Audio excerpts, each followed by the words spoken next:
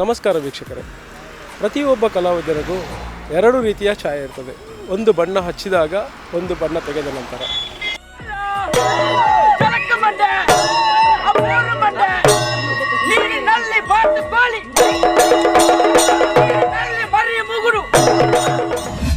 ನಗು ಸರ್ವ ರೋಗಕ್ಕೂ ಮದ್ದು ಅಂತ ಹೇಳ್ತಾರೆ.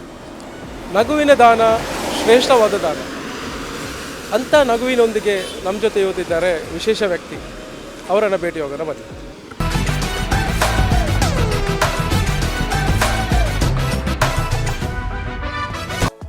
ನಮ್ಮ ಜೊತೆ ಇದ್ದಾರೆ ಚಿಯರ್ ಬಾಯ್ ಚೇತನ್.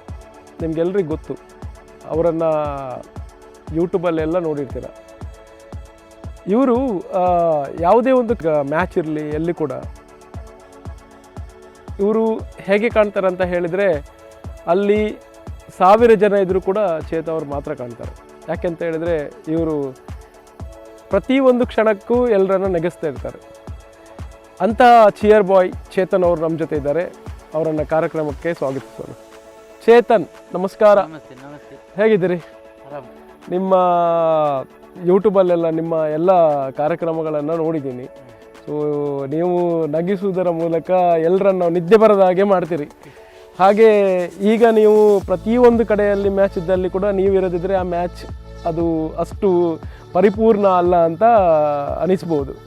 ಹೀಗೆ ನಿಮಗೆ ಹೇಗೆ ಬಂತು ಈ ಥರ ಒಂದು ಕಾರ್ಯಕ್ರಮದಲ್ಲಿ ಹೋಗಿ ಜನರನ್ನು ನಗಿಸಬೇಕು? ಆಮೇಲೆ ಆ ಕಾರ್ಯಕ್ರಮದಲ್ಲಿ ನೀವು ಮೇಯ್ನಾಗಿ ನೀವೇ ಕಾಣ್ತೀರಿ. ಅದು ಹೇಗೆ ನಿಮಗೆ ಹೇಗೆ ಬಂತು ಅಲ್ಲಿ ಹೋಗಿ ನಗಿಸಬೇಕು? ಅದು ಸುಲಭದ ಕೆಲಸ ಅಲ್ಲ.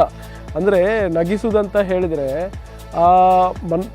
ಒಂದು ಒಬ್ಬರನ್ನು ನಗಿಸುವುದು ಅಂತ ಹೇಳಿದರೆ ಅದು ತುಂಬ ಕಷ್ಟದ ಕೆಲಸ. ನಗು ಜೀವನದ ಒಂದು ಏನು ಹೇಳ್ತಾರೆ, ಒಳ್ಳೆಯ ಕ್ಷಣ ಅದು. ಅಂದರೆ ಈ ಪ್ರತಿ ಕ್ಷಣ ನಗ್ತಾ ಇದ್ದರೆ ಅವನ ಆಯುಷ್ಯ ಜಾಸ್ತಿ ಆಗ್ತದಂತ. ಸೊ ನಿಮಗೆ ಹೇಗೆ ಬಂತು ಈ ಥರ ಕಾರ್ಯಕ್ರಮಗಳಲ್ಲಿ? ಅದು ಕೂಡ ಕಾನ್ಸೆಪ್ಟ್, ಬೇರೆ ಬೇರೆ ಕಾನ್ಸೆಪ್ಟನ್ನು ತರಬೇಕಂತ ಹೇಗೆ ಬಂತು?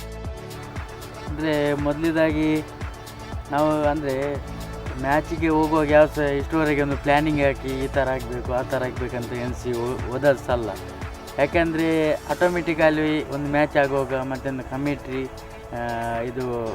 ಆಗುವಾಗ ಆಗೊಂದು ನಮಗೆ ಒಂದು ಬರುವಂಥ ಡೈಲಾಗ್ಸ್ ಮತ್ತು ವಾಲಿಬಾಲ್ ಪ್ಲೇಯರ್ ಒಬ್ಬ ಸ್ಮ್ಯಾಶ್ ಹೊಡೆಯುವಾಗ ಆಗಲಿ ಅಥವಾ ಕಬಡ್ಡಿಯಲ್ಲಿ ಆಗಲಿ ಟಗಫರಲ್ಲಿ ಆಗಲಿ ಅಲ್ಲಿ ಒಂದು ಸಂದರ್ಭ ಆಗ್ತದೆ. ಆ ಸಂದರ್ಭದಲ್ಲಿ ಆ ಗ್ಯಾಪಿನೊಳಗೆ ಒಂದು ಪಂಚಸ್ ಬಂದರೆ ಆ ಜನರಿಗೆ ಸಹ ನೆಗಲಿಕ್ಕೆ ಬರ್ತಾರೆ. ಅದು ನಮಗೆ ಸಹ ಒಂದು ಪ್ಲಾನಿಂಗ್ ಅಂತಿಲ್ಲ, ಆ ಸ್ಪಾಟಲ್ಲಿ ಆ ಸ್ಪಾಟ್ ಡೈಲಾಗ್ ಬರ್ತದೆ. ಅದು ಒಂದು ಡೈಲಾಗ್ ಅಂದರೆ ನಿಮಗೆ ಬಂದಂಥ ಒಂದು ಡೈಲಾಗನ್ನು ನಮ್ಮ ವೀಕ್ಷಕರಿಗೆ ಮೊದಲನೇ ಫಸ್ಟ್ ಆಗಿ ಒಂದು ಹೇಳ್ಬೋದಾ? ಏ ಸಂಕು, ಮನೆಯಲ್ಲಿ ಇಬ್ಬರೇ ಇರೋದು, ಬೇಗ ಬಾ. ಸಂಕು, ತೊಳಿತೇರು ಇನ್ನ ಸಾಬೂನ್ ಸ್ಲೋನಾ. ಬಟ್ಟಿ ತೊಳಿತೇರು ಇನ್ನ ಸಾಬೂನ್ ಸ್ಲೋನಾ.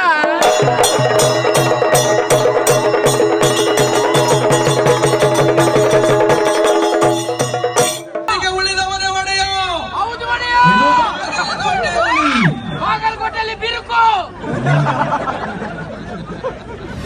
ಅದು ಆ ಕ್ಷಣಕ್ಕೆ ಬರಬೇಕಲ್ಲ. ಸೊ ಆ ಕ್ಷಣಕ್ಕೆ ನಿಮಗೆ ಹೇಗೆ ಬರ್ತದೆ? ಅಂದರೆ ಆ ಸಂದರ್ಭದಲ್ಲಿ ಒಬ್ಬ ಈಗ ಇದರಲ್ಲಿ ಆದರೆ ಕಬಡ್ಡಿಯಲ್ಲಿ ಆದರೆ ಒಬ್ಬ ರೈಡಿಂಗ್ ಮಾಡ್ತಿರ್ತಾನೆ.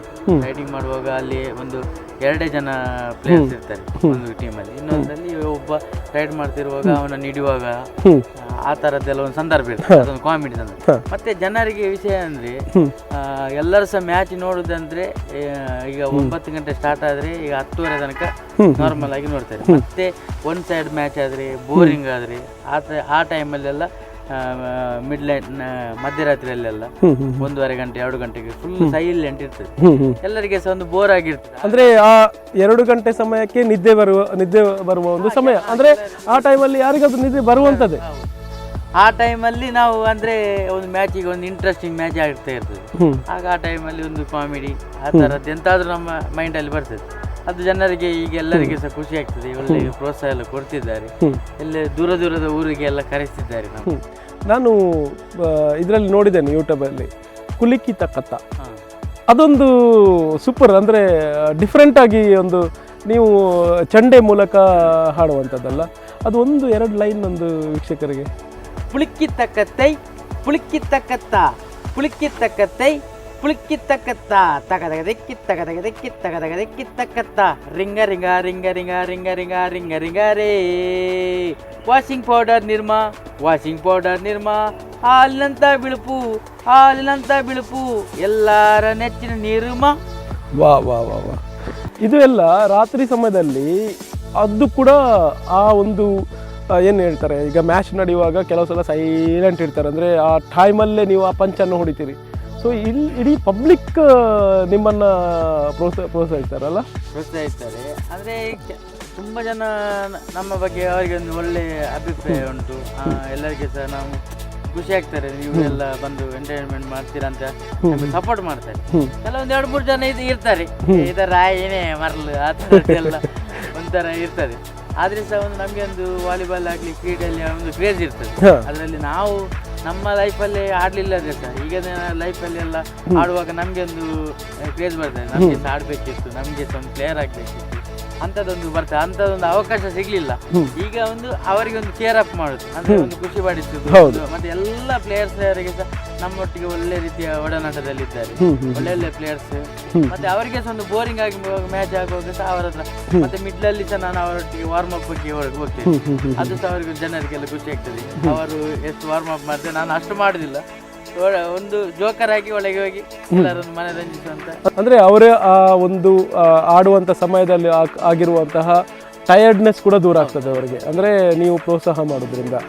ಈಗ ನೀವು ವೃತ್ತಿಯಲ್ಲಿ ಪೇಂಟರ್, ಯಾಕೆಂತ ಹೇಳಿದರೆ ಅದು ಒಂದು ಮನೆ ಆಗಲಿ ಯಾವುದೇ ಕಟ್ಟಡ ಆಗಲಿ ಅದನ್ನು ಸುಂದರವಾಗಿ ನೀವು ಕಾಣಿಸ್ತೀರ. ಸೊ ನಿಮ್ಮ ವೃತ್ತಿ ಜೀವನ ಹೇಗೆ ಉಂಟು? ವೃತ್ತಿ ಜೀವನದಲ್ಲಿ ಈಗ ನಾನೀಗ ಮೊದಲು ಪೈಂಟಿಂಗ್ ಕೆಲಸಕ್ಕೆ ಹೋಗ್ತಿದ್ದೆ, ಅದಾದಮೇಲೆ ಪೈಂಟ್ ಕಾಂಟ್ರಾಕ್ಟರ್ ಆಗಿ ಈಗ ಕೆಲಸ ಮಾಡ್ತಿದ್ದೇನೆ. ನಮ್ಮೊಂದು 4-5 ಜನರದ್ದು ಇಂಜಿನಿಯರ್ ಕೆಲಸ ಮಾಡ್ತಿದ್ದೇನೆ, ಗಿರೀಶಣ್ಣ ಮತ್ತು ಅವರೆಲ್ಲ ತುಂಬ ಜನ ಮಾಡ್ತಿದ್ದೇನೆ. ಹಾಗಾಗಿ ನಮ್ಮೊಟ್ಟಿಗೆ ಸಹ ಕೆಲಸ ಒಳ್ಳೆ ರೀತಿಯಲ್ಲಿ ಇದ್ದಾರೆ. ನಮಗೆ ಸಹ ಶನಿವಾರ ಎಲ್ಲ ಪೇಮೆಂಟ್ ಆದಮೇಲೆ ನಾವು ಮತ್ತೆ ಎಲ್ಲಿಗೆ ಮ್ಯಾಚಿಗೆ. ಈಗ ನೀವು ಹೊರಗಡೆ ಹೋದ ಕೂಡಲೇ ನಿಮ್ಮನ್ನು ಜನ ಗುರುತಿಸ್ತಾರೆ, ಹೇಗೆ ಗುರುತಿಸ್ತಾರೆ? ಹಾಗೆ ಅಂದರೆ ಈಗ ಒಂದು ವಿಶೇಷ ಅಂದರೆ ಮೊದಲೆಲ್ಲ ನಾರ್ಮಲ್ ಆಗಿ ನಾನು ಒಂದು ಈಗ ಯಾವ ಡ್ರೆಸ್ಸಲ್ಲಿ ಹೋಗ್ತಿದ್ದೆ ಆ ಡ್ರೆಸ್ಸಲ್ಲಿ ಹೋಗಿ ತಲೆಗೊಂದು ನನ್ನದೊಂದು ಮುಂಡಸಾಗಿ ಬರ್ತದೆ, ಅದು ನನಗೆ ಬಲ, ಅದೊಂದು ಯಾವುದೊಂದು ಮ್ಯಾಚಿಗೆ ಹೋಗುವಾಗ ಆ ಥರ. ಈಗ ಎಂತ ಆಗಿದೆ ಅಂದರೆ ನಮಗೆ ಒಂದು ಜನ ಹೆಸರು ಹೇಳುದಿಲ್ಲ, ಅವ್ರು ನಮಗೆ ಒಂದು ಚೇತೋ ನೀನು ಈ ಥರ ಹೋಗ್ಬಾರ್ದು, ಒಂದು ಡಿಫರೆಂಟ್ ಒಂದು ಡ್ರೆಸ್ಸಿಂಗ್ ಅಲ್ಲಿ ಹೌದು ಕಾಸ್ಟ್ಯೂಮ್ ಒಂದು ಡಿಫ್ರೆಂಟ್ ಇರಬೇಕು, ಅದಕ್ಕೆ ಎಷ್ಟಾಗ್ತದೆ ಅದ್ರ ಡ್ರೆಸ್ ಕಾಸ್ಟ್ಯೂಮ್ ಅದು ನಾವು ಕೊಡ್ತೇನೆ ಅಂತ ಹೇಳಿ ಅವರೊಂದು ಡ್ರೆಸ್ಸಿಂಗ್ ಈ ಥರದ್ದು ಮಾಡಂತ. ಅದು ಜೋಕರ್ ಟೈಪ್ ದೊಡ್ಡ ಮತ್ತೆ ಬಿಗ್ ಅದಕ್ಕೆಲ್ಲ ಅದೆಲ್ಲ ಪರ್ಚೇಸಿಂಗ್ ಅದೆಲ್ಲ ನಾನು ಮಾಡಿದೆ. ಮತ್ತೆ ಬಟ್ಟೆದೆಲ್ಲ ಅವರು ಪರ್ಚೇಸಿಂಗ್ ಮಾಡಿ ಕೊಟ್ಟರು ನಂಗೆ, ಈ ಥರ ಮಾಡು ನಾನು ಹಣ ಕೊಡ್ತೇನೆ.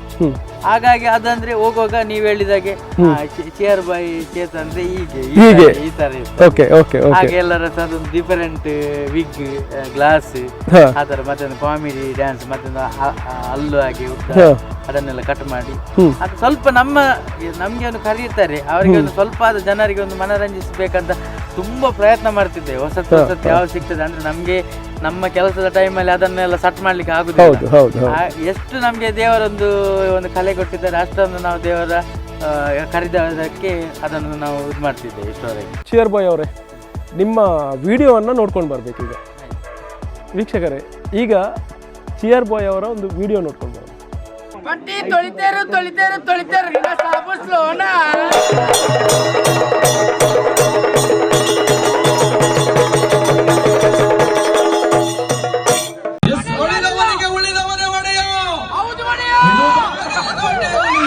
ಬಾಗಲಕೋಟೆಯಲ್ಲಿ ಬಿರುಕು.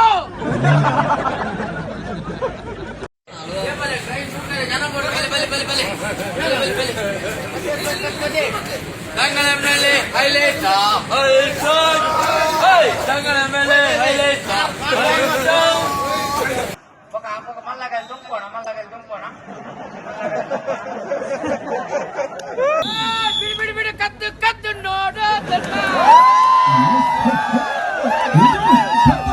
ಮತ್ತೆ ಬರ್ತಾ ಇದ್ದಾನೆ ಯಾರು ಕಟ್ಟಪ್ಪ.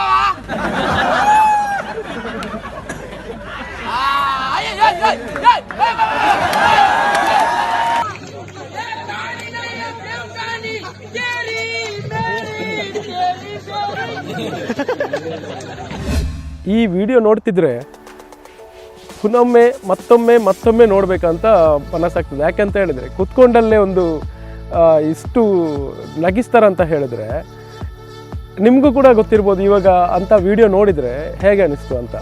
ಸೊ ಚೇತು ಅವ್ರ ಬಗ್ಗೆ ಇನ್ನಷ್ಟು ಮಾತಾಡ್ಕೊಳ್ಳೋಣ. ಚಿಯರ್ ಬಾಯ್ ಅವರೇ, ಏನಂತ ಹೇಳಿದರೆ ಈಗ ನಿಮ್ಮ ಈ ಒಂದು ಯೂಟ್ಯೂಬಲ್ಲೆಲ್ಲ ನೋಡಿಕೊಂಡು ನಮ್ಮ ಉಡುಪಿ ಅಲ್ಲದೆ ಹೊರಗಿನ ರಾಜ್ಯಗಳಲ್ಲಿ ಕೂಡ ನಿಮ್ಮನ್ನು ಕರೀತಾರೆ. ಸೊ ಅಲ್ಲಿಯ ಜನರು ಹೇಗೆ ನಿಮ್ಮನ್ನು ಇದು ಮಾಡ್ತಾರೆ, ಪ್ರೋತ್ಸಾಹಿಸ್ತಾರೆ? ಅಂದರೆ ಅದೇ ಒಂದು ಕಬಡ್ಡಿಯಲ್ಲಿ ಒಂದು ದೊಡ್ಡ ಕುಂದಾಪುರ ಮ್ಯಾಚಲ್ಲಿ ಆಗಿತ್ತು. ಅಲ್ಲಿ ಅದು ವಿಡಿಯೋ ಎಲ್ಲ ವೈರಲ್ ಆಗಿ ಕನ್ನಡದಲ್ಲಿ ಮೊದಲೆಲ್ಲ ತುಳುವಲ್ಲೇ ಆಗಿ ತುಳುವಿನ ಜನರು ಇದು ಮಾಡ್ತಿದ್ರು.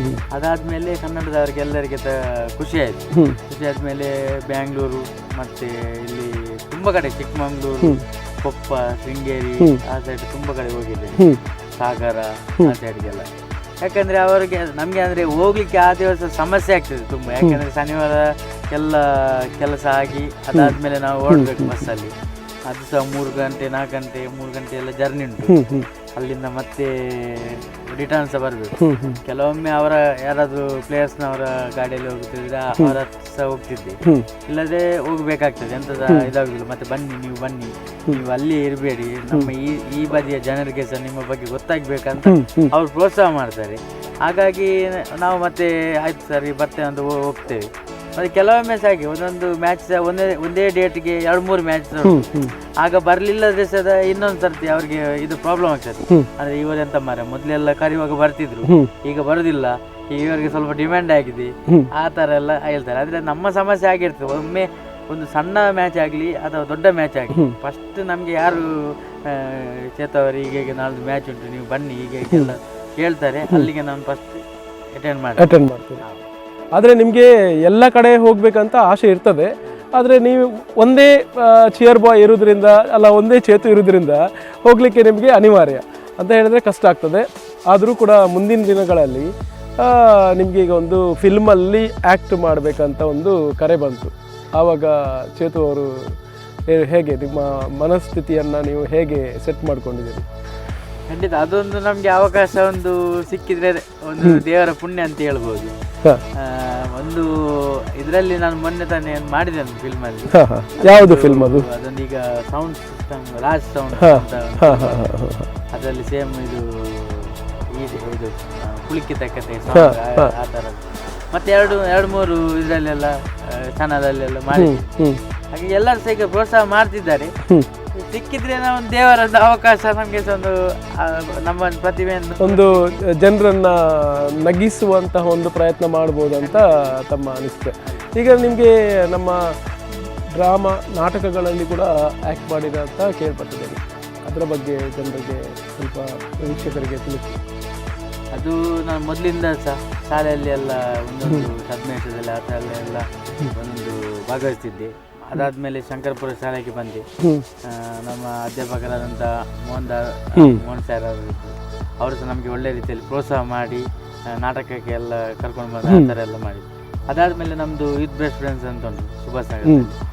ಅಲ್ಲಿ ನಾವು ವರ್ಷೋತ್ಸವಕ್ಕೆ ವರ್ಷದ ಡ್ರಾಮಾ ಮಾಡ್ತಿದ್ವಿ. ಅಲ್ಲಿ ಅವರದ್ದೆಲ್ಲ ಸಹಕಾರ ಸಪೋರ್ಟಿಂದ ಒಂದೊಂದು ಡ್ರಾಮಕ್ಕೆ ಅವಕಾಶ ಬಂತು. ಮತ್ತು ಶಂಕರಪುರ ಓಲ್ಡ್ ಸ್ಟೂಡೆಂಟ್ ಅದರಲ್ಲಿ ಸಹ ಡ್ರಾಮಾ ಮಾಡ್ತಿದ್ದೇವೆ. ಅಲ್ಲಿ ಸಹ ಒಳ್ಳೆ ರೀತಿಯ ಸಪೋರ್ಟ್ ಎಲ್ಲ ಮಾಡ್ತಿದ್ವಿ. ಹಾಗೆ ಅಂದರೆ ಹುಲಿ ವೇಷದಲ್ಲೂ ಕೂಡ ನೀವು ಎತ್ತಿದ ಕೈ ಅಂತ ನಾನು ಕೇಳ್ಪಟ್ಟೆ. ಅದರ ಬಗ್ಗೆ ಅದೊಂದು ದೇವರ ಕೆಲಸ ಅಂತ ಹೇಳ್ಬೋದು. ಒಂದು ಈಗ ಉಡುಪಿ ಕೊರಂಕ್ರವಾಡಿ ಜೂನಿಯರ್ ಫ್ರೆಂಡ್ಸ್ ಕೊರಂಕ್ರವಾಡಿ ಟೀಮ್ ಉಂಟು. ಅದರಲ್ಲಿ ತುಂಬ ಸಮಯದಿಂದ ನಾನು ಹುಲಿವೇಷನ್ನೆಲ್ಲ ಹಾಕ್ತಿದ್ದೆ. ಮತ್ತು ಗರಡುಮಿದ್ದಲ್ಲಿ ವೀರಮಾರ್ತಿ ಸಂಘ ಅದರಲ್ಲಿ ಸಹ, ಮತ್ತು ಪಡುವೆ ತುಂಬ ಕಡೆಯಲ್ಲಿ ಸಹ ಹಾಕಿದ್ದೇನೆ. ಅದೊಂದಂದರೆ ದೇವರ ಒಂದು ಸೇವೆ ಅಂತ ಹೇಳ್ಬೋದು. ಅದು ಹುಲಿವೇಷದ್ದು ಇಲ್ಲಿ ನಮ್ಮ ತುಳುನಾಡಿನಲ್ಲಿ ಅದು ವಿಶೇಷ. ಅದನ್ನು ಹರಕೆ ಕೂಡ ಹಾಕ್ಕೊಳ್ತಾರೆ, ಹೊತ್ಕೊಳ್ತಾರೆ. ತಾವು ಎಷ್ಟು ವರ್ಷದಿಂದ ಹುಲಿವೇಷ ಹಾಕ್ತಿದ್ದೀರಿ? ನಾನು ಸಣ್ಣದಾಗಿಂದ ಸಹ ಹಾಕಿಕೊಂಡು ಬಂದಿದ್ದೇನೆ. ಅಲ್ಲಿಂದ ನಮಗೆ ಒಂದು ಫಿಲ್ಮಲ್ಲಿ ಸಹ ಅವಕಾಶ ಮಾಡಿಕೊಟ್ರು. ಯಾವ ಫಿಲ್ಮಲ್ಲಿ? ಶೆಟ್ಟಿ ಅವರ ಉಳಿದವರು ಕಣ್ಣಂತೆ ಫಿಲ್ಮ್. ಅದರಲ್ಲಿ ನಾನಿಲ್ಲ, ನನ್ನ ಟೀಮ್ ಇತ್ತು. ಅದಾದ್ಮೇಲೆ ನಮಗೆ ಇದು ರಿಚಿ ಫಿಲ್ಮ್ ಅಂತ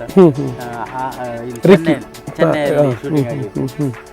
ಅಲ್ಲಿಗೆ ಹೋಗಿದ್ವಿ. ಮತ್ತೆ ಎಲ್ಲ ಟೀಮ್ ನಮ್ಮದು ಈಗ ಆಲ್ರೆಡಿ ಎಲ್ಲ ಕಡೆಗೆ ಸಹ ಹೋಗ್ತಿದೆ ಹುಲಿವೇಷದ ಟೀಮ್. ಮತ್ತೆ ಉಡುಪಿಯಲ್ಲಿ ಹೇಳ್ಬೇಕಂತೆಲ್ಲ ಹುಲಿವೇಷದ್ದು ಒಂದು ಪ್ರಸಿದ್ಧ ಅಂದ್ರೆ ಅದು ದೇವರ ಸೇವೆ ಅಂತ, ಅದೊಂದು ಆರೈಕೆಯ ಸೇವೆಯಾಗಿ ಮಾಡ್ತಿದ್ರು. ಅದೇ ರೀತಿಯಲ್ಲಿ ನಾವು ಇಷ್ಟರವರೆಗೆ ಸಾಕಿಕೊಂಡು ಬಂದಿದ್ದೀವಿ. ಈಗ ಹಿಂದಿನ ಟೈಮಲ್ಲಿ ಕೊರೋನಾ ಬಂದು ಕಂಪ್ಲೀಟ್ ಎಲ್ಲ ಸ್ಟಾಪ್ ಆಗಿ ಎಲ್ಲರಿಗೆ ಸಹ ಬೇಜಾರದ ಸಂಗತಿಯನ್ನು ಮಾಡಿದ್ವಿ. ಯಾಕಂದ್ರೆ ಎಲ್ಲರಿಗೆ ಸಹ ನಮ್ಗೆ ಅಂತಲ್ಲ, ಉಡುಪಿಯಲ್ಲಿ ಆಗ್ಲಿ ಮ್ಯಾಂಗ್ಳೂರಲ್ಲಿ ಯಾರು ಕೂಡ ವೇಷ ಹಾಕ್ತಿದ್ರು ಅವರಿಗೆಲ್ಲ ಒಂದು ನಿರಾಶೆ ಅಂತ ಒಂದು ಸಂದರ್ಭ ಆಗಿತ್ತು. ಯಾಕಂದ್ರೆ ಕೊರೋನಾ ಅಂತ ಮಾರಿ ಬಂದಿತ್ತು. ಹಾಗಾಗಿ ಕಂಪ್ಲೀಟ್ ಉಡುಪಿ ಜನರು ಮತ್ತೆ ಮ್ಯಾಂಗ್ಳೂರು ಜನರು ಅಂದ್ರೆ ಇಡೀ ದೇಶದವರು ಸಹ ಕೂಡ, ಯಾಕಂದ್ರೆ ಅಂತ ಸಂದರ್ಭದಲ್ಲಿ ಯಾವುದೇ ವಿಷಯಕ್ಕೆ ಆಸ್ಪದ ಆಗ್ತಿರ್ಲಿಲ್ಲ. ಉಡುಪಿಯಲ್ಲಿ ಕೃಷ್ಣ ಜನ್ಮಾಷ್ಟಮಿಗೆ ಹುಲಿವೇಷ ಮತ್ತು ವೇಷದ ಬಗ್ಗೆ ತುಂಬಾ ಪ್ರಾಮುಖ್ಯತೆಯನ್ನು ನೀಡ್ತಾರೆ. ಹಾಗಾಗಿ ಈ ವರ್ಷ ಕಂಪ್ಲೀಟ್ ಆಗಿ ಇದಾಗಿ. ಚೇತು ಅವರೇ, ಮತ್ತೊಮ್ಮೆ ನೀವು ಅಂದರೆ ಹೇಗೆ ನೀವು ನಿಮ್ಮ ಏನು ಕ್ರೀಡೋತ್ಸವದಲ್ಲಿ ನಿಮ್ಮ ಆ ಹಾಸ್ಯದ ಒಂದು ತುಣುಕುಗಳನ್ನು ಹೇಳ್ತೀರಾ? ಅದನ್ನು ಒಂದೆರಡು ವೀಕ್ಷಕರಿಗೆ ಈಗ ಒಂದು ಹೇಳಬೇಕು ನೀವು.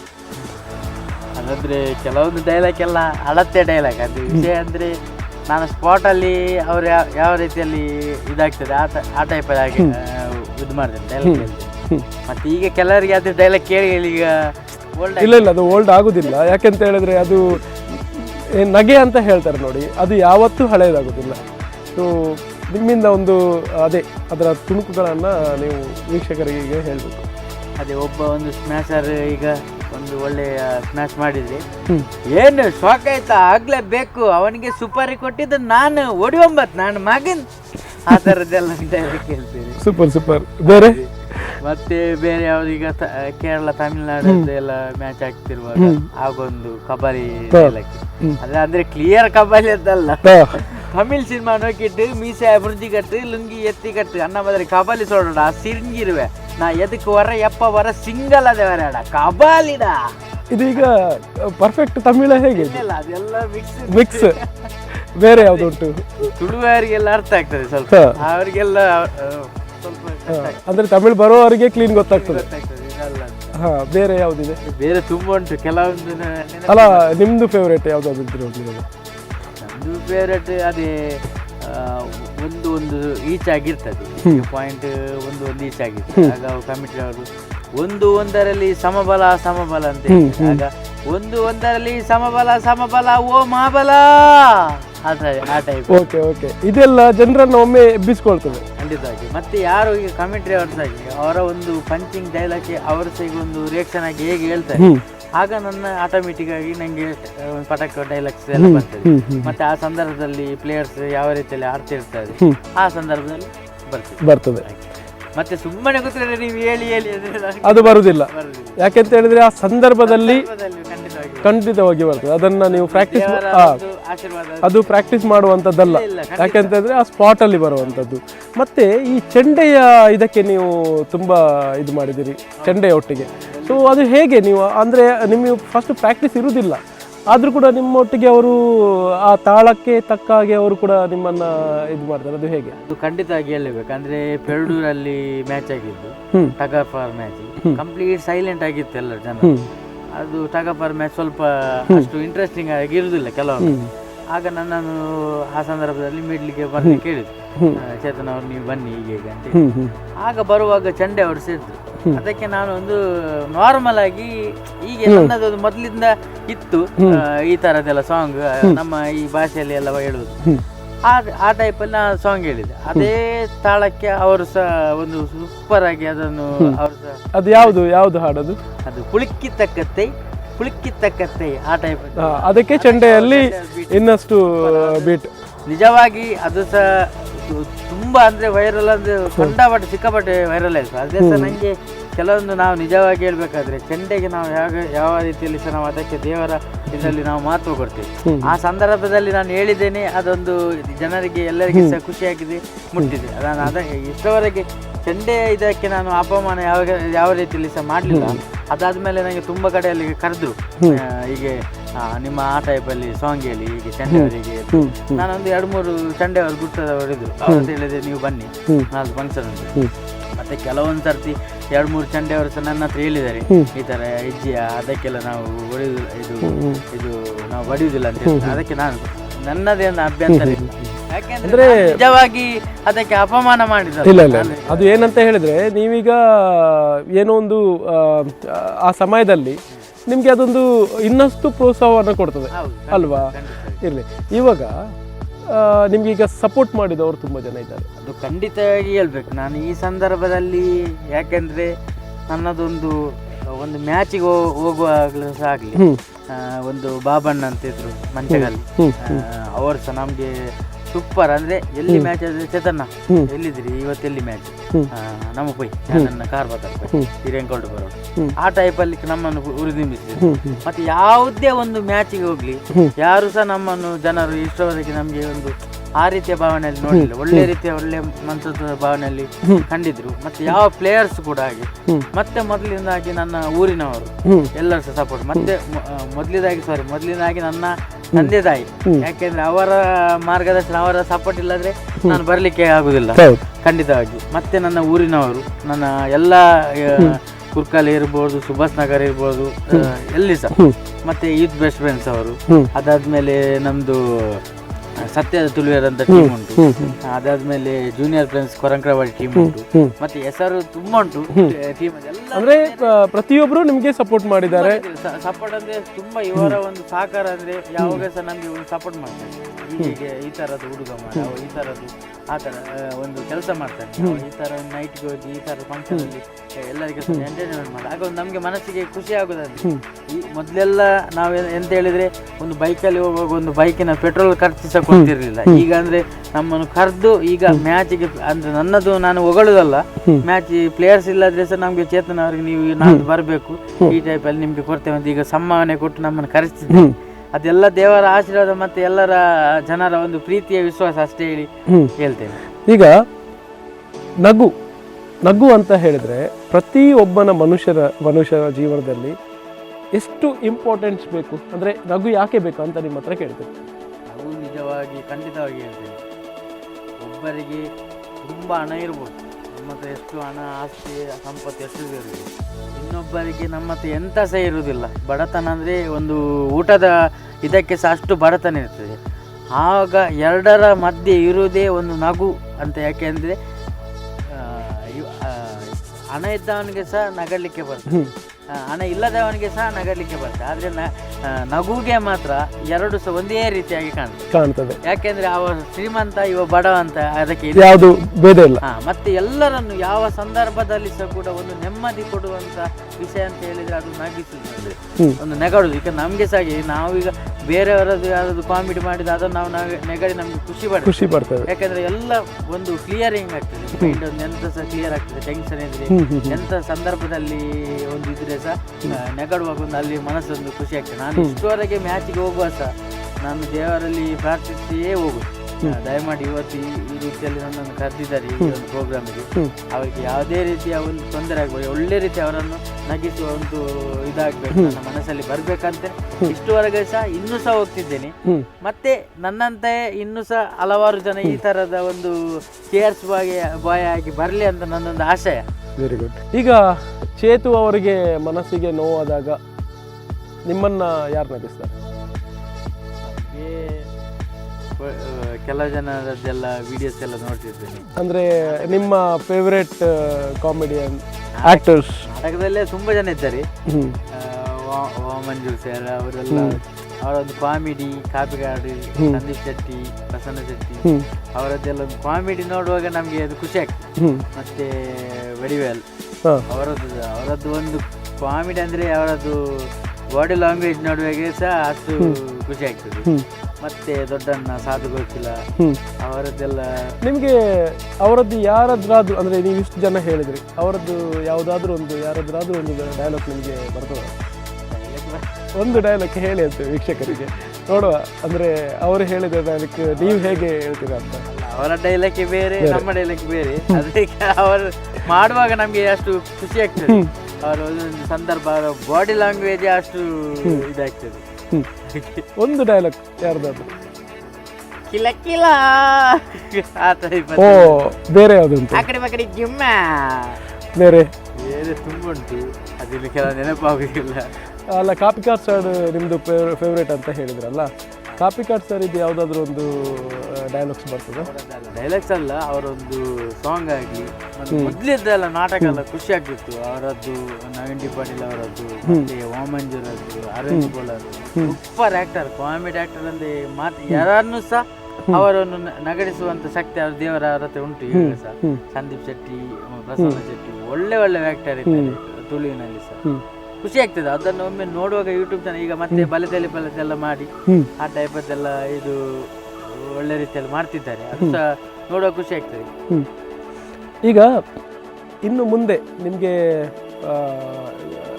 ಕಂಟಿನ್ಯೂ ಪ್ರೋಗ್ರಾಮ್ ಸಿಕ್ಕಿದ್ರೆ, ನಿಮಗೆ ಈ ಕಡೆಯಿಂದ ಯಾವುದಾದ್ರೂ ಒಂದು ಆಫರ್ ಬಂದರೆ, ನೀವು ವೃತ್ತಿ ಜೀವನ ಆಮೇಲೆ ನಿಮ್ಮ ಈ ಕ್ರೀಡೋತ್ಸವದಲ್ಲಿ ಭಾಗವಹಿಸುವಂಥದ್ದು, ಆಮೇಲೆ ನಿಮಗೆ ಏನಾದರೂ ಒಂದು ಸಿನಿಮಾದಲ್ಲಿ ಆಫರ್ ಎಲ್ಲಾದರೂ ಬಂದರೆ ಫಸ್ಟ್ ನೀವು ಪ್ರಿಫರೆನ್ಸ್ ಯಾವುದಕ್ಕೆ ಕೊಡ್ತೀವಿ?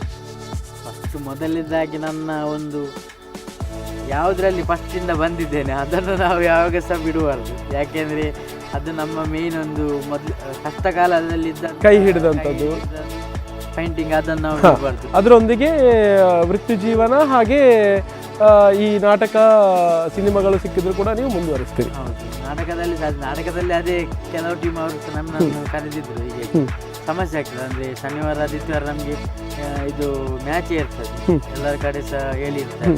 ಹಾಗಾಗಿ ಅದು ಸಹ ಸಪೋರ್ಟ್ ಮಾಡ್ತಾರೆ. ವಿಜಯ್ ಕೊಡಿಯಲ್ ಎಲ್ಲ ಅವರು ಸಹ ನಮಗೆ ಸಪೋರ್ಟ್ ಮಾಡ್ತಾರೆ.